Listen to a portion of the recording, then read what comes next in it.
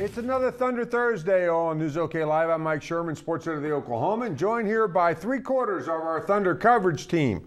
First of all, from the newsroom, 9000 North Broadway, just below me in the Opubco Tower, once known as the Opubco Tower, columnist Jenny Carlson. Hi, Jenny. Hey. Way down there.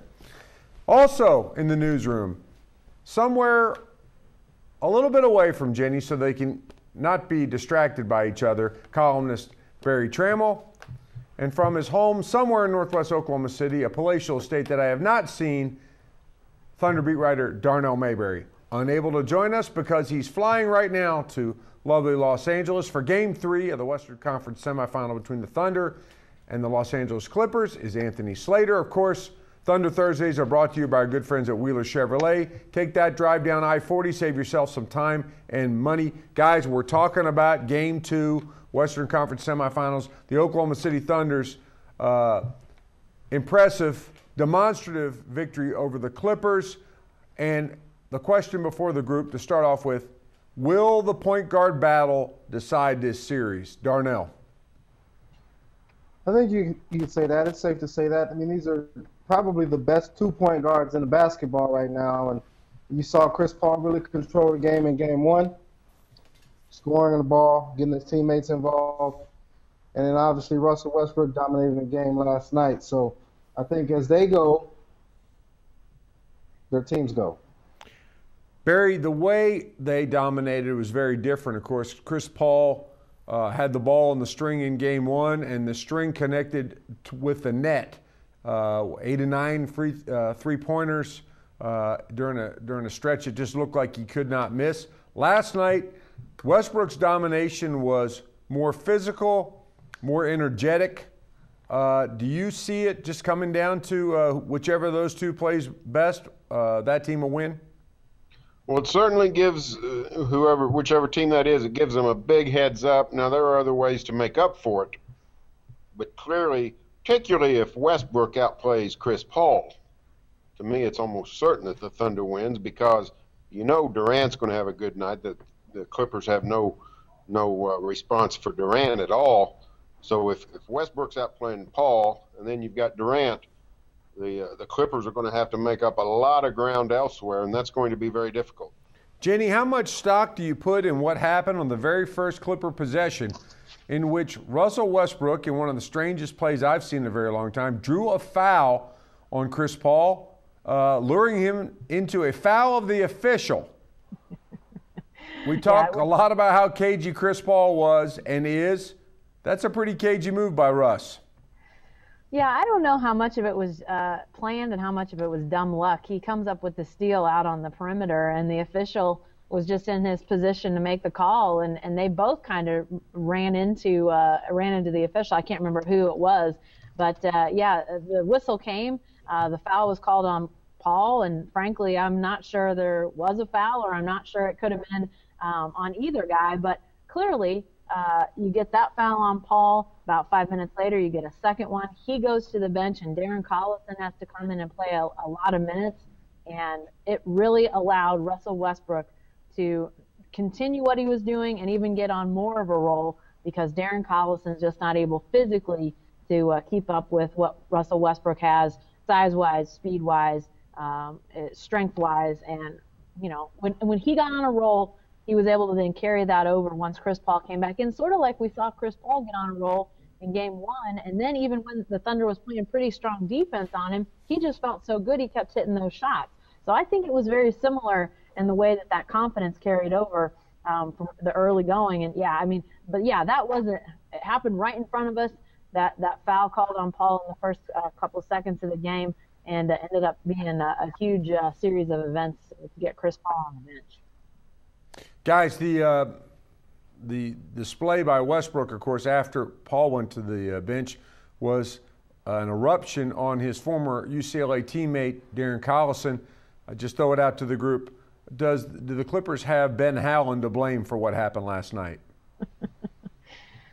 Ben Howland, there's plenty of blame elsewhere for Ben Howland to accept, starting with playing Darren Collison over Russell Westbrook at UCLA. So that's not it's still unfathomable to us when we look and see that. But clearly, Westbrook was taking advantage of Collison last night. Just to want clear outs. Thunder, anytime Collison was guarding Westbrook, it was a clear out, just run, physical mismatch. Darnell, is that something that the Thunder can just make a bread and butter for them? Anthony Slater on the Thunder Rumblings blog had a great breakdown of those post-ups and what they created. Is that something we're going to see from here on out in this series? I think it's highly likely. Russell Westbrook has always been a good post-up player against smaller, shorter, less strong defenders, and Darren Collison definitely fits that mold of a guy he can take advantage of. So as long as Darren Collison is on him and Chris Paul can't guard him for 40 minutes, and I think Russell Westbrook definitely is going to take him down there in the post and try to get some easier scoring opportunities. And that's the thing that this team has always had. And Russell's getting better and better at it. People always talk about, hey, they need a low post scorer. They need a big man who can score on the block. But they got a couple of them. I mean, they're just not 6'10". Russell Westbrook is a really good post scorer. He's patient down there. He can pass out of a double team if the Clippers ever start double teaming. And Kevin Durant can do the same. So they just got to do it more consistently. And I think as more you see Darren Collison or Russell Westbrook, the more you're going to see him take him on that left block or right block. Guys, Jenny wrote this in her column for today's editions about this point guard matchup and how it really dictated the first two games. And Barry, you're writing about Westbrook for tomorrow's paper. You want to give us a preview of that? Oh, I mean, it's just the eternal story. Everyone wants to keep talking about Russell Westbrook, and he's not really a point guard. He's not really passing the ball. He's not this. He's not that. And it's just madness in my eyes. Every team that the Thunder plays in the postseason, year after year after year, even when he doesn't play, they admit it. The opposing coach is waving the flag and saying, "I don't understand. This guy's unbelievable. We got no answer for him. He's terribly difficult to deal with in a series." And it's just for some reason the criticism of Westbrook is evergreen. But the truth of the matter is, RFD said it. He's probably the second best point guard in the league. As much as everybody loves Kevin Durant, most people would say Kevin Durant's the second best small forward in the league, and nobody's on Durant's case for that. So, I don't get it. Russell Westbrook's a phenomenal player. He's unorthodox. He's unconventional. He's not, he's not out of a basketball textbook, but he's incredibly hard to deal with. And the Clippers, in the same way that the Thunder is sort of glad to see Tony Allen in the rearview mirror, the Clippers, win or lose, are going to be very happy to see Russell Westbrook in the rearview mirror. Jenny, he was flying around as energetic as we've ever seen him. The question is, he was granted a triple-double, given that last assist on a basket by Thabo Sefolosha. You wrote about this. I actually questioned it. I couldn't believe I saw it flip over from 9 to 10 assists. What do you think of that last assist by Russ? It was probably a stretch. It was probably a little home cooking by the stat folks. I don't know if the NBA can have any say about that, if that can be reviewed, or if they even care to review it.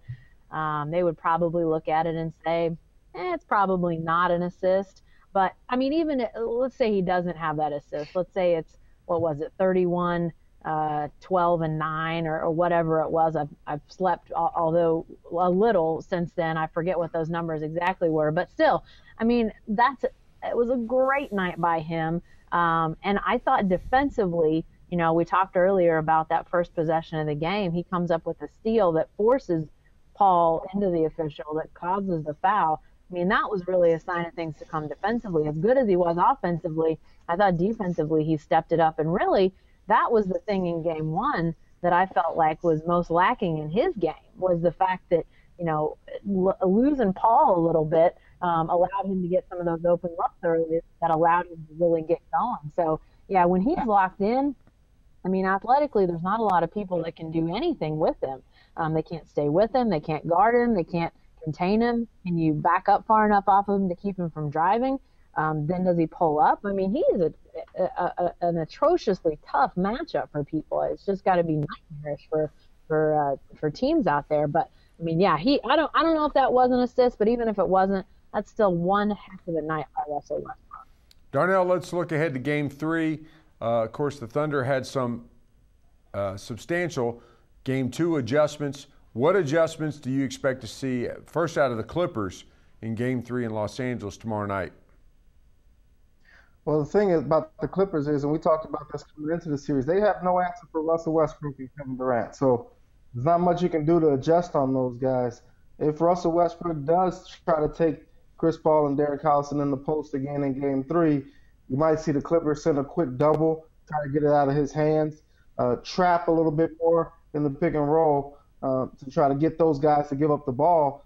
But, you know, the Thunder is confident in swinging it. And you saw that last night. I mean, they had 23 assists. They really trusted the pass. Kevin Durant getting 9 assists and Russell Westbrook getting 10 assists.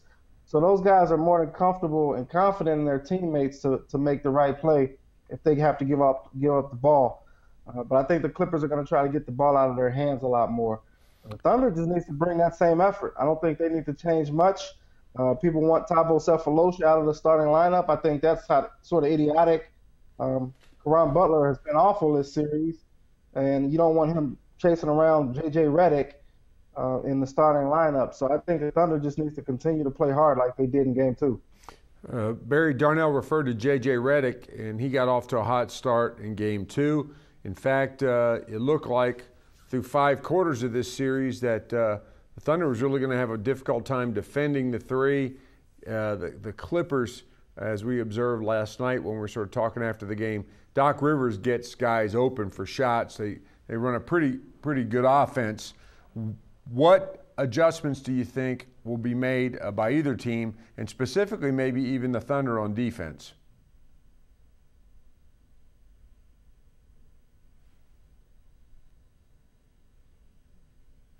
I think we got Barry muted right now. Can't hear him right now. Barry, unmute your mic. Try it again. There we are. Okay.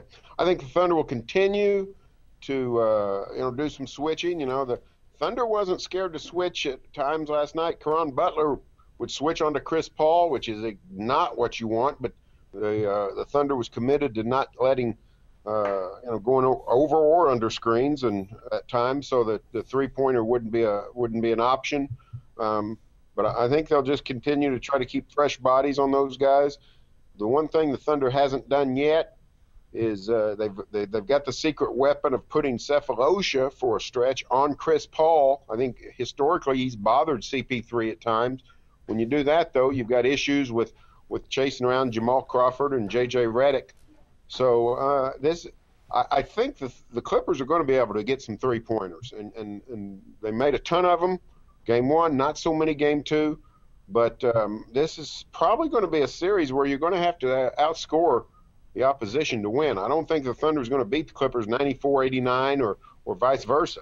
So if the Thunder keeps doing the job on the interior with Blake Griffin and DeAndre Jordan, keeping Blake from a monster game, keeping Jordan off the offensive glass, I think they'll live with that three-point barrage. Guys, the Clippers' inside game, specifically DeAndre Jordan blocking shots and rebounding, and Blake Griffin's scoring an all-around game, which has been incredible this year, finished third in the MVP balloting, really hadn't manifested itself in this series yet. And Jenny, it seems like the Thunder's secret weapon is looming, was unleashed last night in some ways. Steven Adams, have we finally seen Blake Griffin's psychological and physical match met? Well, I suppose it's possible. Hey, Barry, mute your mic. Hey, Barry, mute your mic, bud. All the folks in the elevator are coming through my ears loud and clear. I think that Steven Adams got under his skin quite a bit. I don't think there's any doubt about that.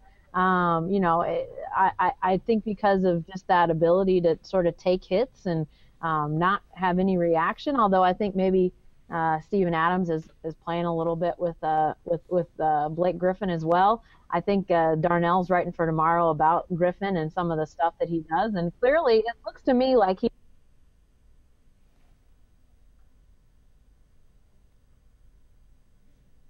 Jenny's mic is muted now. Oh goodness, Yeah. how would you characterize what you've seen out of Darnell, since you're going to write about him? What have you seen out of Blake out there? Well, it looks like he's clearly trying to get in his opponent's head. I mean, he's done it with Serge Ibaka. He's done it with Steven Adams. He's just doing things to make people frustrated. And you got to really tip your hat to him. I mean, that's what you're supposed to do. You're supposed to try to get under your opponent's skin and get in their heads. And that's exactly what he's doing. He's gotten the better of it. I think there were 5 technical fouls handed out on players last night. And I don't think Blake has gotten one yet in this series. So he's getting under guys' skin, and he's coming out smiling. So he's doing the good thing, the right thing for his team. Barry, I just wonder, there's been a hue and cry for Steven Adams almost since the start of the season. He had that game at Detroit where he had 18 points and, looked like a double-double, and people were forecasting great things for him. It didn't happen. He did have a good rookie season in a very bad rookie crop. He might be the best of the bunch so far, but really has not impacted a game or a series yet the way he did last night. Do you see this series, this opportunity against the Clippers, as being a chance for Steven Adams' coming out party? Oh, to some degree. I think it shows he's really versatile, not necessarily offensively, but defensively. He's very versatile. In the last 3-4 games, he spent significant minutes covering Marc Gasol, Zach Randolph, Blake Griffin, and for a little bit, DeAndre Jordan. So he's got a lot of defensive potential. He's strong enough that he can bull with somebody like Blake Griffin and Zach Randolph. He's athletic enough that he can, bother DeAndre Jordan, and he's big enough that he can at least get in the way of Marc Gasol. So he's a very handy player to have. Now, he still has very little idea what he's doing. So he's learning. He's still in the classroom. Thunder's still better off when Perkins is in there getting in the way of DeAndre Jordan, but Perk can't play, extended minute, can't play 30, 35 minutes. So Adams has been very valuable in this series. So I think you're going to see him play more and more. Nick Collison's minutes have gone way down. That's probably going to continue. Steven Adams' minutes go way up. I think that's what we'll see. We've also seen maybe taking some of the psychological stress of guarding Blake Griffin off the hands of Serge Ibaka, allowing Serge to just focus on guarding him. Did a great job in both games. Blake shooting under 50% after, as we said, a fantastic regular season. Guys, a little wild card question off the court as the series turns back to Los Angeles. There's a report in the Los Angeles Times yesterday that Shelly Sterling, wife of banished and banned Clipper owner Donald Sterling, wants to keep the team, wants to keep ownership of the team, and is willing to fight to do so. Last night, Doc Rivers thought he was going to get out of Oklahoma City without answering a question on that subject. Adam Silver, the NBA commissioner, did get out of Oklahoma City without answering a question, and yet this still seems to be looming over the franchise, the team, the town, and the league. Do you see that as being having any impact at all on the Clippers in this series, Darnell? No, not at all. I think it was game 4 where all of it came out, and the Clippers really had an emotional toll that they had to undertake going into that Warriors game, and they didn't play well at all. They let it get to them, and I think now after going through that, they know that they just got to focus on basketball and let all that other stuff play out as it will. So I don't think they're going to be focused on that in this series. How about it, Jenny? Yeah, I mean, I don't see it impacting this team.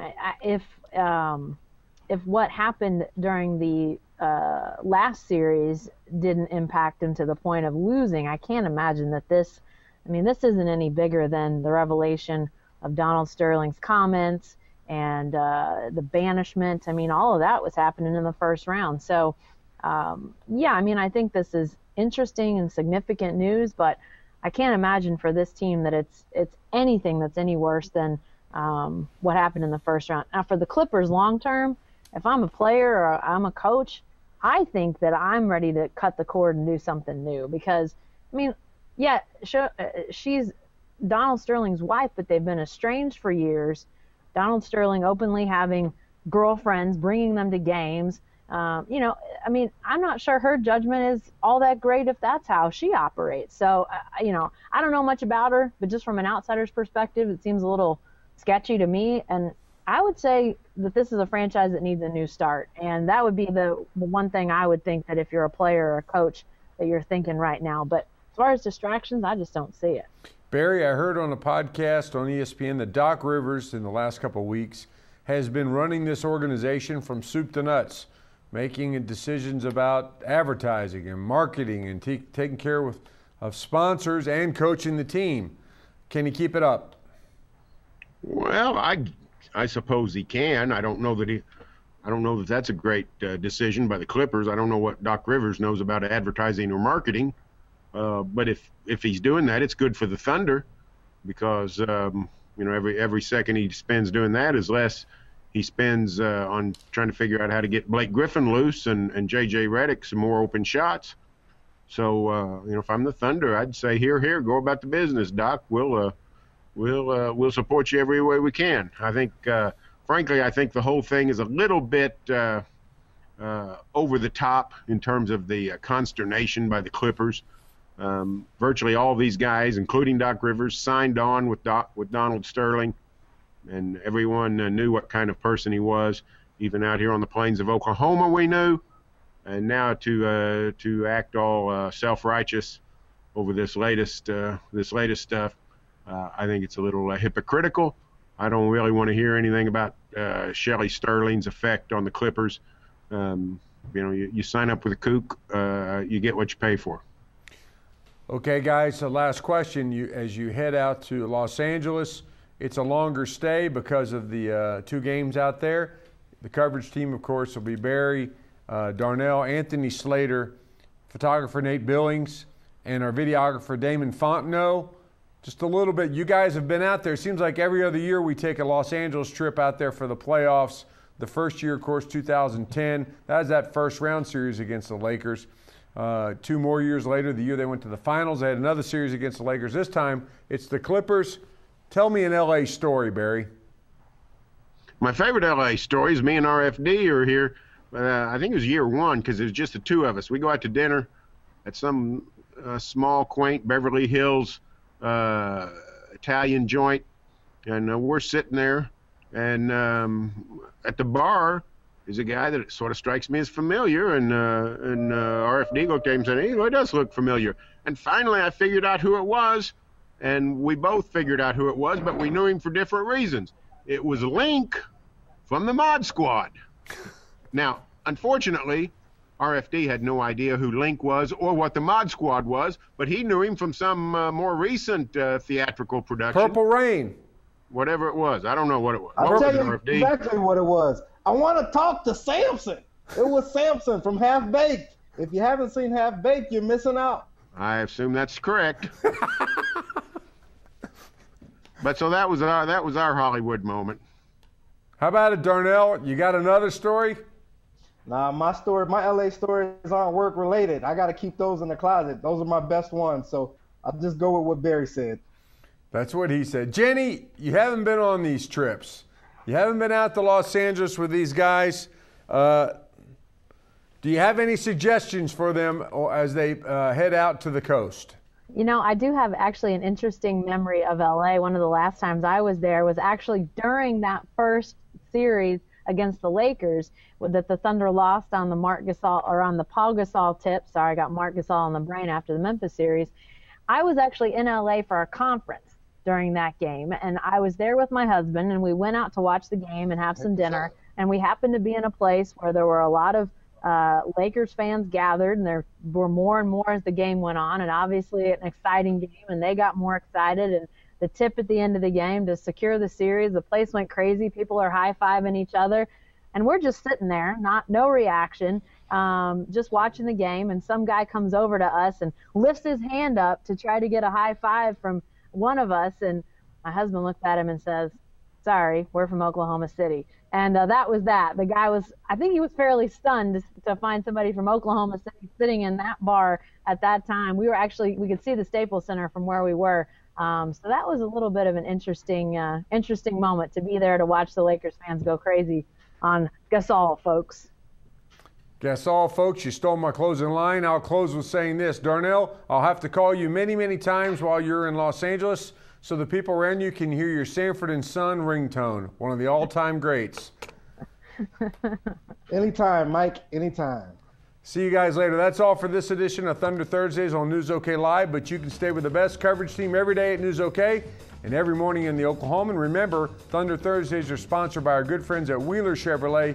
Take that drive down I-40. Save yourself some time and money.